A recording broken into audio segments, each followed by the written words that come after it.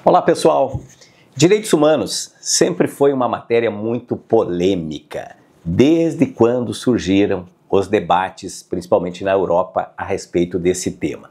E agora é muito comum ouvir algumas frases prontas do tipo: isso é coisa da esquerda, direitos humanos é para defender bandido, direitos humanos para humanos direitos e ponto. Que frases têm sentido? Da onde vem tudo isso? Então eu pretendo desenvolver aqui, de uma forma mais didática possível, uma compreensão sobre o que de fato estamos tratando. Sobre a pergunta se é coisa da esquerda, cabe dizer que quem fundou essa ideia de direitos, primeiro direitos do homem, e eu explico a polêmica também em torno dessa afirmação, foram os liberais capitalistas. Isso mesmo. E eles que estavam num processo de transição da chamada Idade Média para a Idade Moderna, onde se lutava para que a burguesia substituísse a nobreza, os senhores feudais, o clero da Igreja Católica, que era muito forte, se criou uma insígnia, que é a luta por liberdade, igualdade e fraternidade. Aliás, essa ficou como marca da Revolução Francesa em 1789. Então, esse papo de que é coisa da esquerda não é bem assim. Quem começou o processo de lutas foram liberais. O detalhe é que durante essa peleia para instaurar direitos, declarar direitos em nível mundial, tinha muita contradição entre os próprios que se envolviam na temática. A começar porque a ampla maioria, os que hegemonizavam a luta, eram homens defendendo um tipo de família, de organização social e excluíam mulheres, pessoas escravas, porque na época a escravidão era uma instituição aceita na Europa, aqui no Brasil então nem se fala, portanto era para os homens livres com poder financeiro. Por isso até hoje tem muita tônica na liberdade econômica para ter o direito de propriedade e se trabalhou muito pouco naquele período a ideia da igualdade. O que se pretendiam aqueles burgueses da época?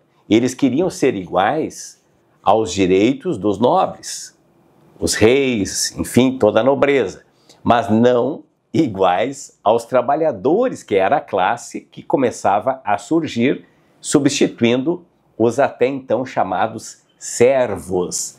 Então, estou falando aqui lá do século XVIII, final do século XVIII, e uma história bem pitoresca, assim, que eu acho que vale a pena registrar aqui para demonstrar o quanto os lutadores por direitos humanos à época acabavam atacando os direitos humanos de outras pessoas que estavam juntas.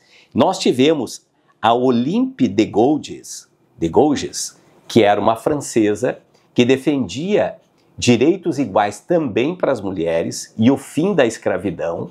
Ela foi morta na guilhotina. Por quem? Pelos revolucionários da época. E eles, ao final da Revolução Francesa, conseguem publicar um documento que está nas redes, você pode acessar em qualquer clique aí no Google, Declarações dos Direitos Universais do Homem. Então, ficou marcada essa primeira fase de direitos humanos no mundo, ao menos no mundo ocidental, com essa marca da burguesia triunfando. Tem uma segunda fase, aliás, tem várias classificações, tá, em termos históricos para direitos humanos, mas eu gosto de classificar em três gerações de direitos humanos. Uma primeira, então, muito marcada pelo direito econômico, direito de propriedade, mas começou a existir muita exploração dos trabalhadores, trabalhadoras que trabalhavam demais, não tinham direitos, sequer acesso aos serviços públicos. Os trabalhadores começam a se organizar em sindicatos, associações, surgem teóricos ligados as organizações de esquerda, como é o caso do Marx, Lenin e tantos outros teóricos, e acaba tendo uma tônica, uma defesa.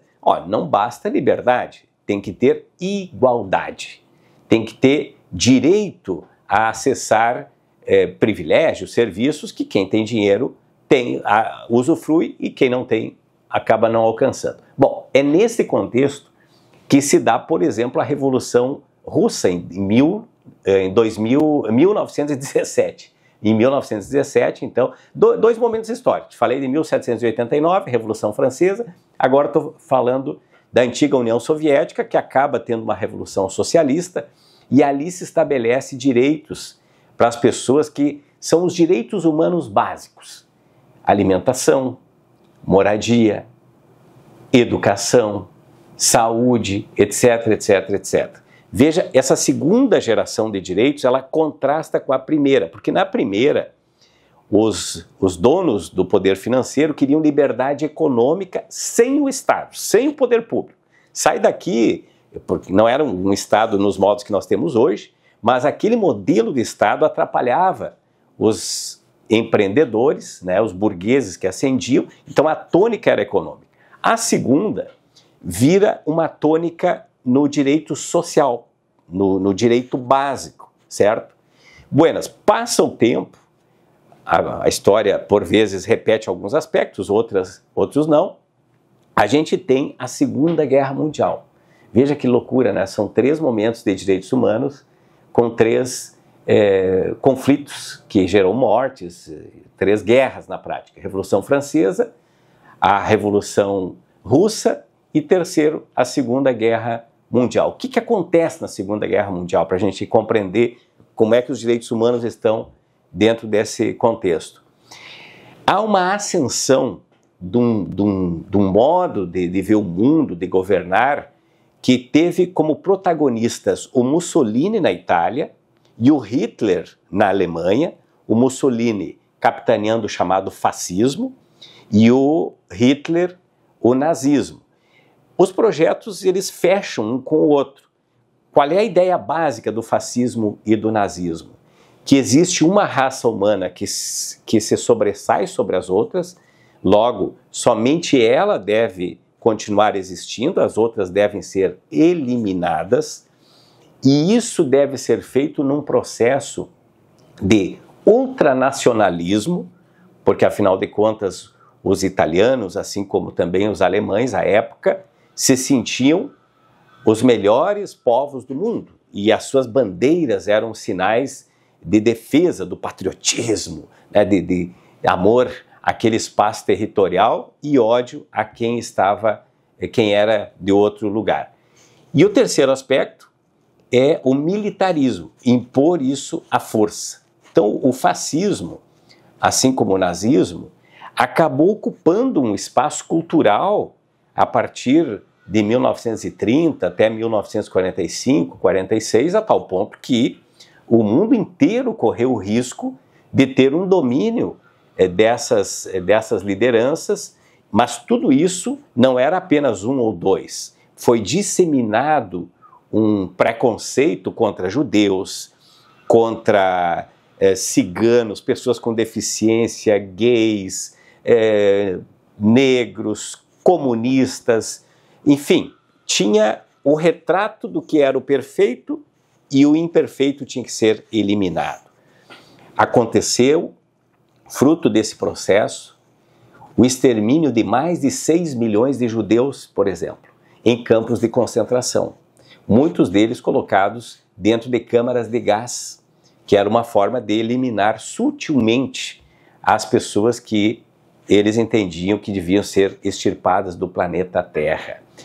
Isso acabou tomando uma dimensão enorme, unificando países que no início até da Segunda Guerra eram parceiros da Alemanha, principalmente, depois se voltaram, e acaba a Segunda Guerra e a ONU entende, a partir dos seus países signatários, que tem que ter uma declaração universal dizendo que esse tipo de episódio histórico não pode se repetir. E aí surge, então, em 1948, a Declaração Universal dos Direitos Humanos.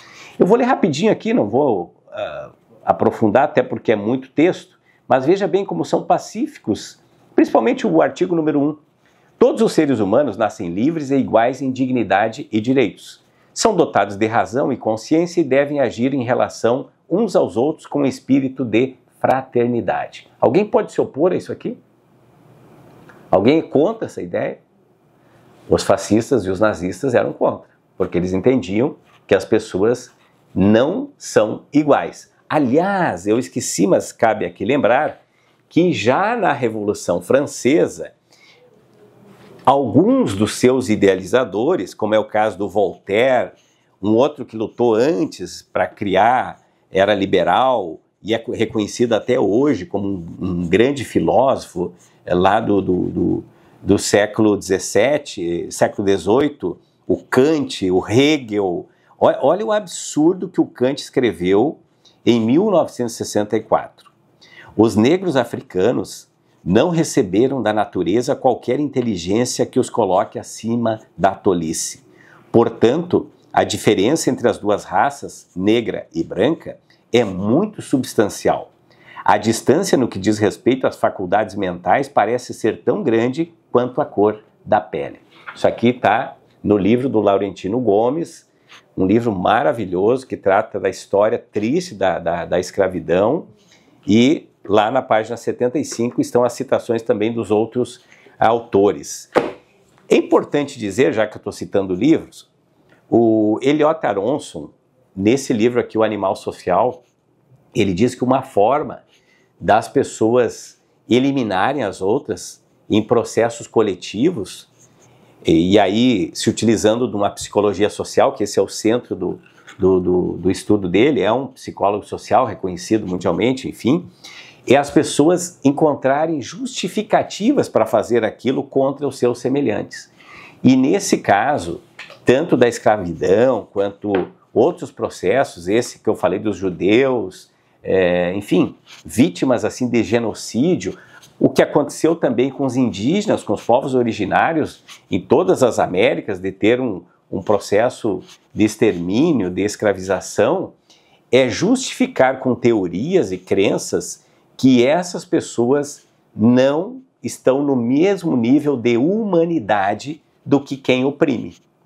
A tal ponto que, por exemplo, a Igreja Católica, e não é nada contra a Igreja Católica, no sentido, enfim, de ofender alguém, até porque eu sou católico também e tal, mas se levou muito tempo para o Vaticano aceitar a ideia de que os indígenas tinham alma, assim como os não indígenas. E a própria Igreja Católica avalizou esse processo de escravidão. Então vejam, a Igreja muitas vezes, a ciência é utilizada para justificar absurdos de que alguns não devem ser respeitados na sua humanidade. Então, por essas e outras é que surge essa tentativa de ter uma unidade internacional em torno da proteção da dignidade humana. E esses momentos históricos foram emblemáticos para isso acontecer. Repito, 1789, Revolução Francesa, 1917, a Revolução na Rússia, depois, em 1948, por ocasião do fim da Segunda Guerra Mundial. Há quem fale em outras gerações de direitos humanos, e talvez por conta das mudanças climáticas, essa questão toda agora envolvendo liberdade de manifestação pelas redes sociais, que ninguém tem controle, podemos incluir esses grandes temas também como objeto, possível objeto de um acréscimo nos direitos humanos em nível internacional. O certo é que a cada 10 de dezembro de cada ano se relembra a Declaração Universal dos Direitos Humanos, e é importante ficar ligado, porque hoje em dia, sobretudo a extrema-direita, está propagando o mundo afora uma campanha massiva contra o ideário dos direitos humanos. E aí coloca policial e outros segmentos contra essa pauta. E, aliás, vale um parêntese aqui. Eu acho que tem um erro de quem propaga a defesa dos direitos humanos de muitas vezes não ressaltar que todos e todas, e nesse caso policiais, devem também ter defesa dos seus direitos humanos, são tão humanos quanto as demais pessoas. Então, há muita coisa a refletir sobre isso. Também tem contradições na direita, que por vezes, quando é para defender liberdade econômica, diz que vale direitos humanos, quando é para defender o seu projeto de extrema crueldade contra a esquerda, diz que não vale. A esquerda, por sua vez, também tem limites nesse tema, resolveu muito bem na parte social, nos direitos básicos do ser humano, lida mal com o tema da democracia, fica naquela contradição de, bom, vale se a democracia participativa, representativa é coisa burguesa. Então, nem a esquerda, nem a direita tem isso devidamente adequado no seu programa, na sua fala.